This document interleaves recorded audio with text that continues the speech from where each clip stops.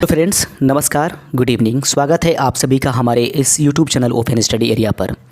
Bihar BPSC शिक्षक भर्ती 2.0 की एग्ज़ाम्स बिल्कुल नज़दीक आते जा रही है। ऐसे में हम अपनी पूरी ताकत आपकी सफलता के लिए अपनी तरफ से झोंकने की कोशिश कर रहे हैं। अभी फ़िलहाल आप हमको शुरू में 1 से 2 मिनट दीजिए, क्योंकि आपकी भलाई के लिए कुछ हम बातें करेंगे। दोस्तों, जैसा कि आपको मालूम है कि ई बुक हमने जारी किया था कल, और पहला ई बुक हमारा था। उसमें दोस्तों कुल मिलाकर के देखा जाए कि आपसे ₹20 पर ये किताब उपलब्ध कराया जा रहा था ई बुक के रूप में, और उसमें कुल मिलाकर के सेटों की संख्याएँ 5 थी। और उम्मीद करते हैं दोस्त कि ये ₹20 आपके लिए कुछ ज़्यादा नहीं होता है। उसमें से अगर 10 भी क्वेश्चंस आप कवर कर पा लेते हैं तो याद रखिए क्वालिफाई आसानी से हो जाइएगा। और ये ₹20 किसी तरीके से आते हैं, किसी तरह चले जाते हैं। फिर भी मेरे कुछ प्यारे व्यूअर्स का ये कमेंट है कि सर ₹20 में मात्र 5 ही आपने सेट दिया। देखिए दोस्त, सच्चाई में बता देता हूँ, मैंने ई बुक कभी उपलब्ध नहीं कराया है। अपने यूट्यूब चैनल पर ये पहला मैंने ई बुक दिया था। तो जो टीम हमारी काम कर रही थी उसको ये समझ में आया कि पता नहीं कि बचा पाएगा या नहीं बचा पाएगा, लेकिन आपके प्यार ने हमको समझने की कोशिश किया और ये ई बुक आप लोगों ने ख़रीदा। इसके लिए हम सबसे पहले शुक्रगुजार हैं आप सभी का। और दूसरी बात यह है कि उसमें 5 सेट दिए गए थे। तो याद रखिएगा, अगर आपको नाखुश करना हमारी किसी भी प्रकार से कोई मंशा नहीं है। सच्चाई बात यह है कि अगर आपको लगता है कि उसमें सीरीज़ में मात्र 5 सेट आपने दिया है और हमने आपसे पैसा ज़्यादा ले लिया है, तो दोस्त याद रखिएगा, जितने लोग अभी तक सेट्स ले चुके हैं, या फिर यूँ कि जितने लोग सेट्स कल सुबह 10 बजे तक ले लेंगे ई बुक का, यानी कि इंग्लिश और हिंदी वाला, उन सभी को फ्री में एक और सेट, जितने लोग कल तक ले लेते हैं उन सभी को एक और सेट फ्री में जो है PDF हम 5 जो सेट हैं उसका उपलब्ध करा देंगे। ठीक है, आप संतुष्ट रहिए। सबसे पहली तो कामयाबी यही रहती है। दूसरी बात ये कि दूसरा ई बुक जो आएगा उसमें देख लीजिए, इसमें कम सेट्स थे तो आपने कंप्लेन किया। हमारी कंप्लेन आपसे नहीं रहेगी। अगली वाली जो बुक हम लाएंगे ई बुक होगा और संपूर्ण बिहार का होगा। याद रखिए, संपूर्ण बिहार का मेरा वो अपना नोट्स है जिसको मैंने पढ़ा है, जिससे मैंने एग्जामिनेशंस में कई बार उसको फाइट किया, क्वालिफाइड हुए। उन्हीं चीज़ों को हम कल जो है करीब 40 से 50 पेजों का एक बुक होगा जिसमें संपूर्ण बिहार की चीज़ें लिखी गई होंगी। और यकीनन समझिए वो एक ऐसा नोट्स है, एक ऐसा जो चीज़ें हैं, मटेरियल है, जिसमें से अगल बगल से क्वेश्चंस नहीं पूछे जाएंगे। सारे बिहार स्पेशल के क्वेश्चंस वहाँ पर टैग करेंगे। उसमें 1 लाइनर होगा। सबसे बड़ी बात है कि उस बुक में दोस्त प्रीवियस ईयर्स, यानी कि बीपीएससी के द्वारा आज तक, चाहे वो बीपीएससी, एसडीएम और जो मेंस और पीटी वाले जो क्वेश्चंस होते हैं, तो जितने भी पीटीज में क्वेश्चन पूछे गए हैं आज तक, पिछले कई सालों से, 20 से 25 सालों से आज तक जितने क्वेश्चंस बिहार स्पेशल से पूछा गया है वो सभी प्रीवियस ईयर के क्वेश्चनों को डाले हैं। उसमें भूगोल भी है, उसमें उसके प्राचीन इतिहास भी है। मतलब हर वो चीज़ जो है वो उपलब्ध है। 1 लाइनर भी है और अंत में आपको सेट लगाने के लिए एक सेट भी उपलब्ध कराया गया है। तो यह बुक जो है कल या परसों, कल हम कोशिश करेंगे कि इसको आप सभी के लिए लॉन्च करें। और उस बुक की भी कीमत महज ₹20 होगी।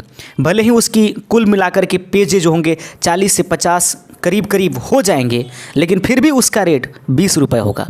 आप संतुष्ट रहिए, आप एग्ज़ाम्स निकालिए, और जिस दिन आपका जॉब हो जाए तो एक बार कमेंट आकर ज़रूर कर दीजिएगा दोस्त, याद ज़रूर कर लीजिएगा। इन्हीं दुआओं के साथ कि आप एग्जामिनेशंस हर हाल में निकालेंगे, और हम आपसे पूर्णतः रूप से जुड़े हुए हैं। और याद रखिएगा, इसके अलावा भी अगर आपको कोई समस्या आती है दोस्त कि हाँ सर इस चीज़ का किताब जो है या इस चीज़ का मटेरियल हमको दीजिए, अगर मेरे पास उपलब्ध है तो हम पूर्णतः कोशिश करेंगे कि आपके पास हम उपलब्ध करा देंगे। तो अभी आपके स्क्रीन पर जो चल रहा है वह ई बुक है, वह 1 to यानी कि इंग्लिश और हिंदी के 30 अंक वाला प्रश्न है। अगर जो भी नहीं ली हैं वो ले सकते हैं। और कल परसों तक हम जो दूसरा PDF है फ्री वाला, जितने लोगों ने परचेज कर लिया होगा कल सुबह तक, उन सभी को हम एक फ्री में सेट 5-5 सेटों वाला दे देंगे। इस प्रकार से आपके कोई कंप्लेन नहीं, और अगले जो बिहार स्पेशल की बुक हो जाएगी। इन्हीं दुआओं के साथ कि आप बेहतर करेंगे और माँ सरस्वती का आशीर्वाद होगा और भगवान की कृपा होगी, उस खुदा के उस परवरदिगार का अगर आप पर थोड़ी सी आप मेहनत कर दीजिएगा, और मेहनत कीजिए क्योंकि मेहनत के साथ थोड़ी सी लक की भी ज़रूरत होती है। चलिए शुरुआत करते हैं और हटाते हैं इन चीज़ों को, बीच बीच में आपको फ्लैश करते रहेंगे, ध्यान रखिएगा। पैसा कमाना हमारा आपसे कोई औचित्य नहीं है। जब हम बिहार स्पेशल की बुक आपको प्रोवाइड करेंगे ना, उसमें सब कुछ साफ हो जाएगा। हमें नाम कमाना है, हमें आपके दिलों में राज करना है, सबसे ज़रूरी ये है हमारे लिए। आगे देखते हैं, लैंग्वेज इंग्लिश में शुरुआत करते हैं। अब आज याद रखिएगा दोस्त कि शुरू में अंक बना लीजिए, क्योंकि बाद में जब चलिएगा तो आंसर्स जो क्वेश्चंस होगा वो क्वेश्चन का लेवल बढ़ेगा। तो याद रखिएगा 20 क्वेश्चनों तक फटाफट करके किसी तरह क्वालिफाइंग नंबर मंगा लीजिए। कम से कम 14 नंबर यहाँ तक मंगाने की कोशिश कीजिएगा। 20 नंबर क्वेश्चन तक कोशिश कीजिए कि आज 20 तक जाते हैं तो 14 हो जाए। The dash switch in time save 9 choose correct. याद रखेंगे, dash switch in time saves 9 choose correct articles. याद रखिएगा, इसमें ए होगा, एन होगा, दी होगा, more than one of the above होगा। अगर आपको आंसर लगता है तो बिल्कुल सही कर दीजिए। याद रखेंगे, dash switch the time saves 9 choose the correct article. इसका सही आंसर हो जाएगा कि इसमें ऑप्शन नंबर ए प्रयोग किया जाएगा। याद रखेंगे, इसका मतलब हुआ समय पर सिलाई करने से 9 की बचत हो जाती है। तो एक सही समय पर यहाँ पर प्रयोग कर दे, सही समय पर प्रयोग करने से, यानी कि ऑप्शन नंबर ए इसका राइट आंसर हो जाएगा। आगे बढ़ते चलते हैं, दूसरे नंबर क्वेश्चन का जवाब दीजिएगा। आज का क्वेश्चन जो होगा टॉप लेवल का होगा, और याद रखिएगा आज के इस सेशंस में अगर आप 20 नंबर को टॉप कर जाते हैं तो यकीनन आप समझिए कि 20 नंबर को टॉप कर गए अगर आप, तो यकीन समझिए कि आप एग्जाम्स में 10 मिनट के अंदर आप अपने जो एग्जाम्स का क्वालिफाइंग पेपर है वो 100% आप कर लीजिएगा। एकदम यकीन समझिए, ये चैलेंज है मेरा। Dash dogs are faithful choose the articles. याद रखेंगे, dash dogs are faithful, a का प्रयोग होगा, एन होगा, द होगा, नॉन ऑफ द अबव होगा। अगर आपने भी चुना है ऑप्शन नंबर डी तो आपका आंसर सही होगा। याद रखिएगा, जितने लोगों का जितना अंक हो रहा है वो अपने अंक के साथ कमेंट करते चलिए। जैसे कि आपने 2 सही कर दिया तो उसको ब्रैकेट में लिखे रहिए कि 2, उसके बाद आगे लिखिए और क्वेश्चन नंबर के साथ आप अपना स्कोर लगातार कमेंट करते रहिए प्रत्येक प्रश्न के साथ कि हाँ पहला का सही हो गया, दूसरा तीसरा नंबर सही हो गया। याद रखिएगा, अगला क्वेश्चन है, और a person who is reserved in talks. याद रखेंगे, a person who is reserved in talks choose the one word for it, यानी कि 1 वर्ड सब्स्टिट्यूशन का ये क्वेश्चन है। A person who is reserved, याद रखेंगे, इन टॉक्स। देखिए दोस्तों, हम आपको पढ़ाने के लिए एक चीज़ याद रखिएगा, हमको पढ़ाने के लिए कभी भी आपसे कुछ पैसा मांगा है क्या? मैंने आपसे कुछ मांगा है? बिल्कुल नहीं। लगातार समय से आ जाता हूँ, मेरा काम हो या ना हो, आपका काम सबसे इंपॉर्टेंट होता है, क्योंकि बहुत विश्वास के साथ हमारे पास आए हुए हैं। ठीक है, याद रखिएगा, तो थोड़ा सा विश्वास आप जरूर रखिएगा हमारे ऊपर। ए पर्सन हु इज, हाँ एक और चीज़ अंत में जाता हूँ, जैसे जैसे एग्जाम से नज़दीक आ जाएगा ना तो याद रखिएगा, देखिएगा 4-4 घंटे 3-3 घंटे का मैराथन लेकर के चलेंगे और आपसे 1 पैसा की डिमांड नहीं है। आपकी सफलता आपसे मिलने की एक उम्मीद रहिए। A person who is reserved in talks choose the 1 word for it. याद रखेंगे, इसके लिए ए 1 वर्ड सब्स्टिट्यूशन कर लेना है। तीसरे का अगर आपने सही आंसर अपना ऑप्शन नंबर ए चुना है तो बिल्कुल आपका आंसर सही हो जाएगा। अब तक कितने 3 में से कितने सही हुए फटाफट आंसर कमेंट कर दीजिए, नहीं हुआ है तो भी कमेंट कीजिए। आगे है, आगे क्वेश्चन लिखा गया perfect choose the antonym of this word. याद रखिए, परफेक्ट का जो एंटोनेम्स है उसको चुनने की आवश्यकता है। इसका एंटोनेम अगली होता है, डिफेक्ट होता है या कंप्लीट होता है। याद रखेंगे, प्रश्न है कि perfect choose the antonyms of this words, यानी कि ये परफेक्ट जो है चूज द एंटोनेम्स, इसका एंटोनेम्स आपको चूज करना है। तो याद रखेंगे, परफेक्ट का एंटोनेम्स क्या हो जाएगा? इनमें से कोई जो है ऑप्शंस नहीं होगा, क्योंकि दोस्तों परफेक्ट का रियल में एंटोनेम्स जो होता है इम्परफेक्ट होता है, जो कि ऑप्शंस में नहीं दिया गया है। अगर आपने भी चुना है ऑप्शन नंबर डी तो आपका सही हो गया है। 4 में कितने सही हुए फटाफट कमेंट करते चलिए, उसके बाद आंसर दीजिए इसका। फटाफट कमेंट कीजिए, कमेंट रुकने नहीं चाहिए। अगला क्वेश्चन है वेल्दी चूज द उसका superlative degree of this word, यानी कि वेल्दी का आपको सुपरलेटिव डिग्री चुनना है। आगे देखेंगे, प्रश्न है वेल्दी का choose the superlative degree of this word. Superlative degree आपको इसका चुनना है। 5वें का अगर आप लोग ऑप्शन नंबर सी चुन रहे हैं तो आपका सही आंसर हो जाएगा। Wealthy choose the superlative degree of this word. याद रखेंगे, इसका मतलब होता है, यानी कि इसका सुपरलेटिव डिग्री जो होता है वो वेल्दिएस्ट होता है। ऑप्शन नंबर सी इसका राइट आंसर हो जाएगा। 6 क्वेश्चन हो गए, 6ठा नंबर क्वेश्चन आपके स्क्रीन पर है। 6 के बाद आप बताएंगे फिर से अपना स्कोर, और 8 के बाद फाइनल, उसके बाद हिंदी में देखते हैं। No one now know who is he, noun नहीं लिखा गया है, फिर से पढ़ लेते हैं। No one know who is he, यानी कि कोई नहीं जानता है कि वो कौन है। What is noun clause of this sentence, याद रखेंगे इस सेंटेंस का नाउन क्लॉज आपको चुनने की आवश्यकता है। प्रश्न है कि no one knows who is he, कोई नहीं जानता है कि वह कौन है। What is the noun clause of this sentence, इस सेंटेंस का नाउन क्लॉज क्या है। अगर आपने भी ऑप्शन नंबर सी चुना है तो आपका एक बार फिर से एक और अंक सही हो जाता है। कमेंट कर दीजिए, कमेंट करते चलिए, लगातार रुकने नहीं चाहिए। और अपने राज्य का नाम तो लिखते हैं ना, एक बार तिरंगा झंडा दे दीजिए, एक एक तिरंगा झंडा आप लोग शेयर कर दीजिए अपने जो है मैसेज बॉक्स से, मैसेज बॉक्स से, एक यानी कि लाइव चैटिंग से एक एक तिरंगा झंडा इस YouTube channel open study area आपसे रिक्वेस्ट कर रहा है कि एक एक तिरंगा जरूर लगा दीजिए। पीपल स्पीक हिंदी इन बिहार, देख लेंगे। चूज द पैसिव वॉइस, प्रश्न आपके सामने है। प्रश्न कहता है कि पीपल स्पीक हिंदी इन बिहार, यानी कि बिहार के लोग हिंदी बोलते हैं। इसका जो है पैसिव वॉइस आपको इसमें से चुन देना है। Hindi is spoken in Bihar, Hindi is being spoken in Bihar, Hindi had spoken in Bihar, none of the above. अगर आपने भी ऑप्शन नंबर ए चुना है तो आपका एक और अंक सही हो जाता है। उम्मीद करते हैं कि मजा आ रहा होगा, ध्यान रखिएगा मजा आ रहा होगा, लगातार कमेंट करते चलिए, जबरदस्त। 7वें का ऑप्शन नंबर ए इसका सही आंसर हो जाएगा। 8वां नंबर क्वेश्चन आपके स्क्रीन पर है दोस्त। 8वां नंबर है choose the incorrectly spelled word, याद रखेंगे choose the incorrectly spelled word, यानी कि इनकरेक्टली स्पेल्ड वर्ड का प्रयोग करना है। प्रश्न आपके सामने है, choose the incorrectly spelled word, ध्यान रखेंगे choose the incorrectly spelled word, यानी कि स्पेल्ड वर्ड इसमें से कौन सा है। देखेंगे मटेरियल, मैच, उसके बाद डेंटिस्ट। मुझे लगता है कि यहाँ पर क्या आपने ऑप्शन चुना है, कमेंट कीजिए, कमेंट कीजिए, उसके बाद आंसर बताऊंगा। Choose the incorrectly spelled word, यही तो कमेंट आप लोग पढ़ लेंगे, उसके बाद कमेंट कर देंगे। इसको कीजिए। 20 नंबर तक जाते जाते 14 नंबर यानी कि 13 नंबर हर हाल में आपका आ जाना चाहिए उसके बाद, क्योंकि इसके बाद वाला क्वेश्चन की लेवल हार्ड होगी। Choose the incorrectly spelled word, याद रखेंगे। यहाँ पर देख लीजिएगा ये मटेरियल जो है ना वो गलत लिखा गया है, क्योंकि MA होगा यहाँ पर ए का प्रयोग किया जाएगा जो कि नहीं किया गया है। मैच तो सही लिखा गया है, उसका डेंटिस्ट मुझे लग रहा है कि डेंटिस्ट जो है ठीक नहीं लिखा गया है, क्योंकि यहाँ पर ई एक ठो नहीं रहेगा। इस प्रकार से इसमें दो है। अगर आपने भी ऑप्शन नंबर डी चुना है तो आपका एक और नंबर सही हो जाएगा। उम्मीद करते हैं कि आप सभी को समझ में आ रहा होगा। तो आप कमेंट कर दीजिए कि 8 में से कितने सही हुए। अंग्रेजी के अंक आप अपना पहले निर्धारित कर लीजिए, उसके बाद बढ़ेंगे हिंदी की तरफ।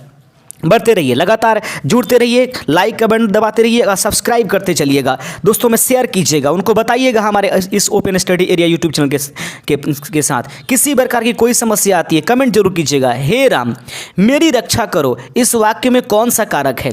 याद रखिएगा, हे राम मेरी रक्षा करो, इस वाक्य में कौन सा जो है कारक है। अपादान कारक है, संप्रदान कारक है, अधिकरण कारक है, संबोधन कारक है। फटाफट आंसर कमेंट कीजिए। जितने लोगों ने ऑप्शन नंबर डी किया है बहुत बढ़िया, उन सभी के आंसर सही हो जाएंगे। एक बार फिर से याद रखेंगे 20 नंबर क्वेश्चन तक जाते जाते आप क्वालिफाई कर जाने चाहिए। जो हमारे चैनल पर 14 नंबर का हम लोग जो है एक रियल हैबिट पकड़े हुए, उसको आराम से वहाँ पर नोट कीजिएगा। ताड़ ताड़ करना, इस मुहावरा का क्या अर्थ है। प्रश्न है आपके सामने। 10 नंबर क्वेश्चन आपके स्क्रीन पर है, जबरदस्त क्वेश्चन। तार तार करना, इस मुहावरा का क्या अर्थ है। जल्दी से जल्दी खुश होना, धजिया उड़ा देना, मंत्र जपना या फिर ध्यान करना। तो याद रखेंगे तार तार कर देना, इस मुहावरा का अर्थ जो होगा ऑप्शन नंबर बी अगर आपने चुना है धजिया उड़ा देना, इसका सही आंसर हो जाएगा। तो तार तार करना, इस मुहावरा का अर्थ क्या होगा, धजिया उड़ा देना। याद रखिएगा क्वेश्चन इसी प्रकार के, इसी लेवल के आपके एग्जाम से होगा। निम्न में से कौन च वर्ण का उच्चारण स्थल है। निम्नलिखित में से कौन जो है वह कौन सा स्थान है जहां से च वर्ण का उदाहरण होता है। दांत से, तालु से, कंठ से, मूर्धा से। कमेंट कर दीजिए जल्दी से जल्दी। निम्न में से कौन च वर्ण का उदाहरण स्थल है। दांत है, तालु है, कंठ है या मूर्धा है। तो याद रखेंगे यह जो है तालु से होता है। याद रखेंगे च, छ, ज, झ, वहीं पर ट, ठ जो होता है वह मूर्धा से होता है। तो याद रखेंगे निम्न में से च वर्ण का उदाहरण कहाँ है, ऑप्शन नंबर बी अगर आपने चुना है तो आंसर सही है। आइए बढ़ते चलते हैं। 12 नंबर प्रश्न आपके सामने है। प्रश्न है परोपकार शब्द में कौन सा उपसर्ग जुड़ा हुआ है। जल्दी से जल्दी 12 नंबर क्वेश्चन आपके स्क्रीन पर है, जल्दी से जल्दी इसका आंसर कमेंट करते चलिए फटाफट, बहुत बढ़िया। परोपकार शब्द में कौन सा उपसर्ग जुड़ा हुआ है? उपकार है, पढ़ है, पढ़ो है, ये उपकार है। तो परोपकार में कौन सा जो उपसर्ग जुड़ा हुआ है? तो सही आंसर है ऑप्शन नंबर 12 का ऑप्शन नंबर बी। पर अगर आपने पर प्लस उपकार बराबर हो जाएगा परोपकार, इस प्रकार से पढ़ उपसर्ग इसमें जुड़ा हुआ है। ऑप्शन नंबर बी अगर आपने कमेंट किया है तो बिल्कुल सही आंसर हो जाएगा। आइए देखते हैं 15 नंबर क्वेश्चन के बाद जो है हम लोग मिलान करेंगे एक बार। निम्नलिखित में से कौन देहाती दुनिया उपन्यास के लेखक हैं? निम्नलिखित में से कौन है जो देहाती दुनिया उपन्यास के लेखक हैं? निम्नलिखित में से कौन देहाती दुनिया उपन्यास के लेखक हैं? महादेव वर्मा जी, शिवपूजन सहाय जी, रेणु या फिर प्रेमचंद्र? याद रखिएगा, निम्न में से कौन देहाती दुनिया उपन्यास के लेखक हैं? तो निम्नलिखित में से कौन जो हैं वे देहाती दुनिया उपन्यास के क्या हैं? लेखक हैं। महादेव वर्मा है, शिवपूजन सहाय हैं, रेणु हैं या फिर प्रेमचंद्र हैं? तो 13 नंबर प्रश्न का अगर आपने भी ऑप्शन नंबर बी चुना है तो बिल्कुल आंसर सही हो जाएगा। देहाती दुनिया के जो उपन्यास के लेखक हैं वे शिवपूजन सहाय हैं, 13 का ऑप्शन नंबर बी। कोई भी अगर मिस्टेक हमसे हो जाती है तो कमेंट में जरूर सजेस्ट कर दीजिएगा, हम भी इंसान हैं, गलतियां हो जाती है दोस्त। आगे बढ़ते चलते हैं। सहयोग का सही संधि विच्छेद क्या है? सहयोग का संधि विच्छेद निम्नलिखित में से क्या है? सम प्लस योग, सन प्लस योग, सम प्लस योग या फिर साम प्लस योग? तो संयोग का जो संधि विच्छेद निम्नलिखित में से क्या है? तो 14 नंबर का सही आंसर ऑप्शन नंबर सी अगर आपने भी चुना है तो बिल्कुल सही है। सम प्लस योग यानी कि म का अनुस्वार हो जाता है, इस प्रकार उसका नियम होता है। ऑप्शन 15 नंबर के बाद हम आपसे स्कोर पूछेंगे। अभी उपसर्ग में कौन सा शब्द बना हुआ है? प्रश्न देख लीजिएगा, अभी उपसर्ग से कौन सा शब्द बना हुआ है? याद रखेंगे, अभी उपसर्ग से कौन सा शब्द बना हुआ है, इसमें कोई शक नहीं है। अभी उपसर्ग से कौन सा शब्द बना है? अभिमान, अभाग या फिर आसमान या फिर अज्ञान? तो आपने भी चुना है ऑप्शन नंबर ए, तो आपका आंसर सही हो जाएगा। अब 15 में कितने सही हुए अब ये कमेंट करके दिखाइए कि 15 में कितने सही हुए, क्योंकि हाफ स्कोरिंग आप पार कर चुके हैं और 15 में 7 के ऊपर आपके नंबर्स आ जाने चाहिए। आए कि नहीं? अगर नहीं आए हैं तो दम लगाइए और आने वाले जो 5 क्वेश्चन है उसमें आप अपना अचीवमेंट कीजिए। जरूर आदत पकड़ लीजिए मेरे दोस्त, यहाँ से किसी तरीके से 10 मिनट में वहाँ पर कर लीजिएगा आप हिंदी अंग्रेजी का, इससे ज़्यादा समय मत लीजिएगा प्लीज़, वरना मेरा पढ़ाया लिखाया सब कुछ व्यर्थ हो जाएगा। 10 से 12 मिनट में कर लीजिएगा, अपना समय बचा लीजिएगा और जा करके मेरिट वाले में लगाइएगा इसको। निम्नलिखित में से कौन महाप्राण व्यंजन नहीं है? निम्नलिखित में से कौन जो है महाप्राण व्यंजन नहीं है? तो याद रखिएगा, निम्नलिखित में से कौन महाप्राण व्यंजन नहीं है? 16 नंबर देखिए, ख में ज़्यादा समय लगता है, घ में भी और छ में भी, यानी कि दूसरा और चौथा जो होता है महाप्राण के रूप में जाना जाता है। तो इस तीनों में जो है वो महाप्राण है। तो महाप्राण किसमें नहीं है? अगर आपने ऑप्शन नंबर ए चुना है तो आपका सही आंसर हो जाएगा। आगे देखते चलते हैं। निम्नलिखित में से कौन महाप्राण जो है व्यंजन नहीं है? निम्नलिखित में से कौन महाप्राण व्यंजन नहीं है? तो सही आंसर आपका ऑप्शन नंबर ए हो जाएगा। 17 नंबर प्रश्न आपके स्क्रीन पर है। छंद मुख्य रूप से कितने प्रकार के होते हैं? कमेंट कीजिए, छंद के प्रकार कितने होते हैं? छंद कितने प्रकार के होंगे याद रखिएगा। 17 नंबर प्रश्न आपके सामने है। छंद जो है 2 प्रकार के, 3 प्रकार के, 4 प्रकार के या 6 प्रकार के? दिए गए ऑप्शन में ही चुनना है आपको कि छंद मुख्य रूप से कितने प्रकार के होते हैं। सही आंसर है कि छंद जो है मुख्य रूप से 4 प्रकार के होते हैं। यहाँ देखिए मुख्य रूप से लिखा गया है, इसलिए ऑप्शन में कोई बदलाव नहीं करने की कोशिश करेंगे। छंद मुख्य रूप से कितने प्रकार के होंगे? ऑप्शन नंबर सी इसका राइट आंसर हो जाएगा। अगर 17 में आपने भी सी आंसर किया है तो आपका सही आंसर हो जाएगा। तिरंगा झंडा एक बार फिर से लहरा दीजिए, रुकना नहीं चाहिए। बड़ा मज़ा आता है तिरंगा झंडा को देख करके, इसलिए मैं कहता हूँ तिरंगा झंडा थोड़ा सा आता है ना अपने स्क्रीन पर, मज़ा आ जाता है, एक जुनून आ जाती है पढ़ाने की। याद रखेंगे। अगला प्रश्न हम थोड़ा छोटा कर लेते हैं ताकि आपको बढ़िया से दिखाई दे। प्रश्न देखिएगा, प्रश्न है अवधि शिला का ऊष पर था गुरुभार और तिल तिल काट रही थी दृग जलधार। जबरदस्त क्वेश्चन देख लीजिएगा। प्रश्न है कि अवधि शिला का ऊर पर था गुरुभार और तिल तिल काट रही थी दृग जलधार। उपरोक्त पंक्ति में कौन सा छंद का प्रयोग किया गया है? दोहा, सोरठा या फिर रोला या फिर बैरवे? तो याद रखेंगे अवधि शिला का ऊर पर था गुरुभार तिल तिल काट रही थी दृग जलधार। अगर आपने ऑप्शन नंबर डी चुना है तो आंसर आपका सही हो जाएगा। लीजिए अगला प्रश्न एक और ज़बरदस्त प्रश्न है, क्योंकि कहा था ना कि जैसे जैसे हम लोग बढ़ेंगे वैसे वैसे क्वेश्चन का लेवल जो है आज टॉप करेंगे, याद रखिएगा। क्योंकि हम नहीं चाहते कि आप हमारे चैनल से किसी प्रकार की बाद में कंप्लेन करें, हम ये चाहते हैं कि आप पूरी तरह से कहें कि एक open study area YouTube channel आया शुरू में और नए आया और उसने हमारी जीवन को बचाया है, जो काम करना चाहिए वो किया। मेरे तो गिरधर गोपाल दूसरी न कोई, जाकर सिर मोर मुकटते मेरी पति सोई। जबरदस्त प्रश्न है, फिर से। मेरे तो गिरधर गोपाल दूसरो ना कोई, जाकर सिर मोर मुकुट मेरी पति सोई। दी गई पंक्ति में कौन सा रस प्रयोग किया गया है? जबरदस्त। अब इसका तो आंसर कर ही दीजिएगा। सही आंसर ऑप्शन नंबर बी हो जाएगा। अन्य इसका ऑप्शन नंबर क्या हो जाएगा? बी इसका आंसर सही है। अगला प्रश्न आपके स्क्रीन पर है। प्रश्न कहते हैं, देखिएगा, निम्नलिखित में से कौन पुल्लिंग शब्द है? देखिएगा, निम्नलिखित में से कौन जो है वह पुल्लिंग शब्द के रूप में प्रयोग किए जाएंगे?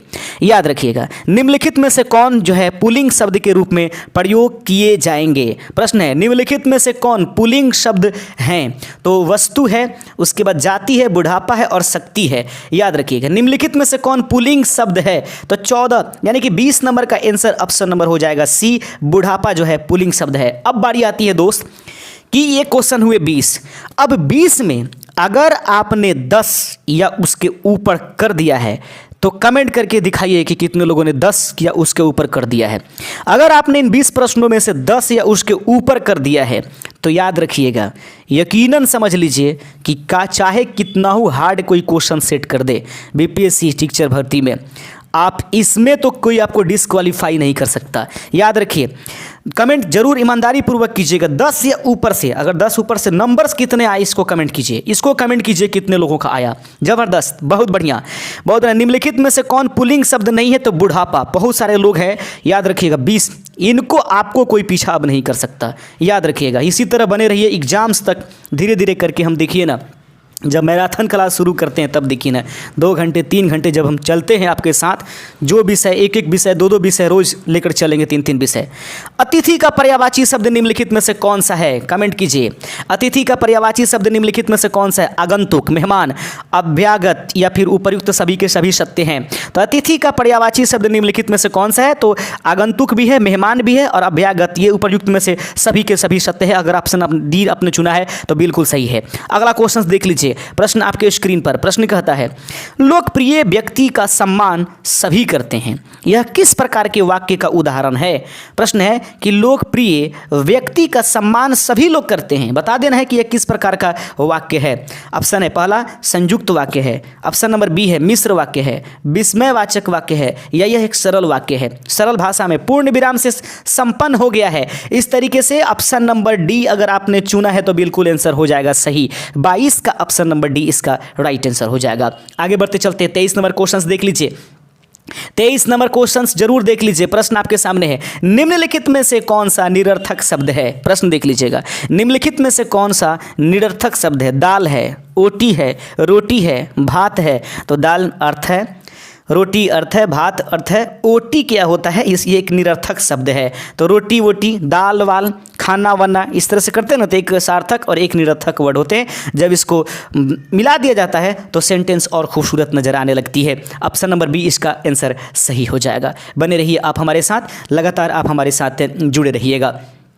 बिहार बीपीएससी शिक्षक भर्ती 2.0 का जो बिहार स्पेशल का बुक है, जिससे क्वेश्चंस 100% आएंगे और आप आसानी पूर्वक उसको टिक कर पाएंगे, इसका बुक जो है open study area YouTube channel launch करेगा। ऐसा वर्ड में थोड़ा सा हमको प्रॉब्लम होती है, लॉन्च और लॉन्च। किसी हमको बोला भी था कि सर ऐसा प्रोनाउंसिएशन कीजिए, शुक्रिया। तो लॉन्च करेगा, ये दूसरा ई बुक होगा और पहला ई बुक जो है चल रहा है, और उसका एक फ्री PDF जो है 5 सेट वाला, उसको हम फ्री में आप लोग उपलब्ध कर लेंगे कल सुबह तक, जितने लोग इसको परचेज कर लेते हैं। विशेषण और संज्ञा के संबंध में कौन सा समास है?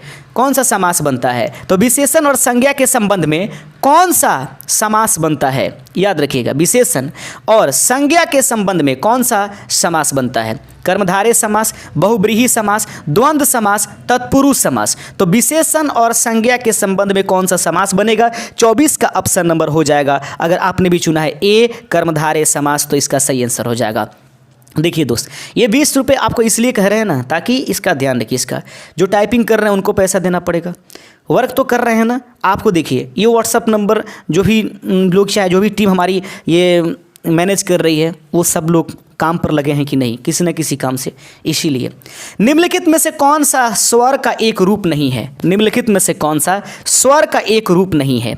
ह्रस्व, दीर्घ, प्लुत, उपर्युक्त में से कोई नहीं। ये इसी वर्ष बीपीएससी में पूछा गया था प्रश्न, वहाँ से लिया गया है। निम्नलिखित में से कौन सा ह्रस्व स्वर का रूप नहीं है? तो ह्रस्व जो है स्वर का रूप है, दीर्घ भी है, प्लुत भी है। याद रखेंगे ओ, उमा, ओम होता है ना, ये प्लुत वर्ग में। तो ऑप्शन नंबर डी इसका राइट आंसर हो जाएगा। अगर आपने भी ऑप्शन नंबर डी किया है तो आंसर सही हो जाएगा। लीजिए अब आया क्वेश्चन कि इसके आसार बनते हैं एग्जाम्स में। एकदम गौर से अब छोटा करेंगे और इसके बाद आपको ध्यान से पढ़ना होगा। अब जो है कमेंट आपका थम जाना चाहिए और अब इसको समझिए, तभी जाकर के 26 से 30 तक का आंसर दे पाइएगा। पढ़ते चलते हैं, एक बार नहीं 2 बार पढ़ करके दिखाएंगे, ठीक है। दिए गए काव्यांश को ध्यानपूर्वक पढ़िए तथा उससे संबंधित प्रश्नों का उत्तर दीजिए। मैंने देखा एक बड़ा बरगद का पेड़ खड़ा है, देखते चलिए काव्यांश है ये। उसके नीचे कुछ छोटे छोटे पौधे असंतुष्ट हैं और रुष्ट। देखकर मुझको यूँ बोले, हम भी कितने बदकिस्मत हैं जो खतरों का नहीं सामना करते, वे कैसे ऊपर उठ सकते हैं। इसी बड़े की छाया ने ही हमको बौना बना रखा है, हम बड़े दुखी हैं। आइए फिर से एक बार पढ़ते हैं ताकि आपको कोई असमंजस नहीं हो। लीजिए फिर से पढ़ते हैं। मैंने देखा एक बड़ा बरगद का पेड़ खड़ा है, उसके नीचे कुछ छोटे छोटे पौधे असंतुष्ट और रुष्ट। देखकर मुझको यूँ बोले, हम भी कितने बदकिस्मत हैं जो खतरों का नहीं सामना करते, वे कैसे ऊपर उठ सकते हैं। इसी बड़े की छाया ने ही हमको बौना बना रखा है, हम बड़े दुखी हैं। हो गए? अब चले ना आंसर की तरफ। चलिए क्वेश्चन 26 नंबर प्रश्न ये रहेगा आपके स्क्रीन पर, बड़ा कर देते हैं ताकि आराम से। दिए गए काव्यांश का उचित शीर्षक निम्नलिखित में से क्या होगा? बरगद का पेड़, बौने पौधे, संघर्ष का जीवन जीना, अपने आप चुनौतियां स्वीकार करना। तो 26 का अगर आप ऑप्शन नंबर बी चुनते हैं तो आपका सही आंसर हो जाएगा। दिए गए काव्यांश का उचित शीर्षक जो है बौना पौधा होगा। सटीक होना चाहिए, उसकी पूरी बारीकी देखना चाहिए और छोटा होना चाहिए, तब जाकर के उचित वो शीर्षक हो पाता है। 27 नंबर, काव्यांश में बरगद का पेड़ किसका प्रतीक है? दीर्घायु वृक्ष का, शुभ चिंतक का, बड़े बुजुर्ग का, पुरानी परंपरा का। 27 नंबर क्वेश्चन है, कहता है काव्यांश में बरगद का पेड़ किसका प्रतीक है? तो याद रखेंगे ऑप्शन नंबर ए इसका सही आंसर हो जाएगा। कहा था ना, काव्यांश अगर इस प्रकार के पूछ दिए जाए तो अच्छे अच्छों की दशा खराब हो जाती है। यही कारण है कि हिंदी में बहुत ही कम जो है मात्रा में बच्चे जो हैं इस बार भी सफल कर पाए थे। आसान नहीं होता है हिंदी को आसानी से पूरा कर लेना, आप कर ले रहे हैं वो अलग बात है। काव्यांश में बरगद का पेड़ किसका प्रतीक है? दीर्घायु वृक्ष का। ऑप्शन नंबर ए अगर आपने चुना है तो सही आंसर है। 28 नंबर प्रश्न आपके सामने है, छोटे छोटे पौधे क्या चाहते हैं? संघर्ष का जीवन जीना, स्वतंत्र जीवन जीना, अपनी चुनौतियों स्वयं स्वीकार करना, चुनौतियां हो जाएगा, और बरगद की जगह लेना। जो छोटे छोटे पौधे क्या चाहते हैं? दिए गए ऑप्शंस है कि छोटे छोटे पौधे क्या चाहते हैं? अपनी चुनौतियां स्वयं स्वीकारना चाहते हैं ये छोटे छोटे पौधे। देखिए बैटरी जो है लो हो रहा है, दिन भर में कितनी बार बैटरी मैं इसको चार्ज करता हूँ, ख़त्म हुए रहता है। लगातार देखिएगा चार्ज में लगा कर इसको, लेकिन आपको डिस्टर्ब नहीं होने देंगे, ये मेरी पूरी चैलेंज है। छोटे छोटे पौधे क्या चाहते हैं? संघर्ष का जीवन। तो ऑप्शन नंबर सी अगर आपने चुना है तो सही आंसर हो जाएगा। आइए बढ़ते चलते हैं। 29 नंबर प्रश्न आपके सामने है। प्रश्न कहता है, नन्हे पौधे बरगद से असंतुष्ट क्यों हैं? नन्हे पौधे बरगद से असंतुष्ट क्यों हैं? वे बरगद को खतरनाक मानते हैं, वे बरगद को अन्य मानते हैं, वे बरगद की छाया को अपने विकास में बाधक मानते हैं, या यूँ कहें कि वे बरगद को अपना दुश्मन मानते हैं। तो 29 नंबर प्रश्न का, नन्हे पौधे बरगद से असंतुष्ट क्यों हैं? वे बरगद की छाया को अपनी विकास में बाधक मानते हैं। याद रखिएगा ऑप्शन नंबर सी। काव्यांश का अर्थ निकालना मुश्किल होता है, बट धीरे धीरे करके हम आपको आदत डाल ही देंगे, ठीक है। न भी आता होगा तो भी आप आदत डाल लेंगे। आगे है, बौना बना रखा में कौन सा अलंकार है? लीजिए 30वां नंबर क्वेश्चन है, बौना बना रखा में कौन सा अलंकार है? अनुप्रास है, रूपक है, उत्प्रेक्षा है या यमक है? तो बना रखा में जो बौना बना रखा उसमें उत्प्रेक्षा है। ऑप्शन नंबर सी इसका सही आंसर हो जाएगा। तो दोस्त उम्मीद करते हैं फिर से हम आपको याद दिला देते हैं कि कल 10 बजे तक आपको ई बुक जिनको लेना है वो ले लीजिए, क्योंकि दूसरा जो PDF होगा वो फ्री वाला उनको प्रदान कर दिया जाएगा। और कल शाम तक उम्मीद करते हैं कि स्पेशल किताब बिहार की आ जाएगी। शुक्रिया, जय हिंद।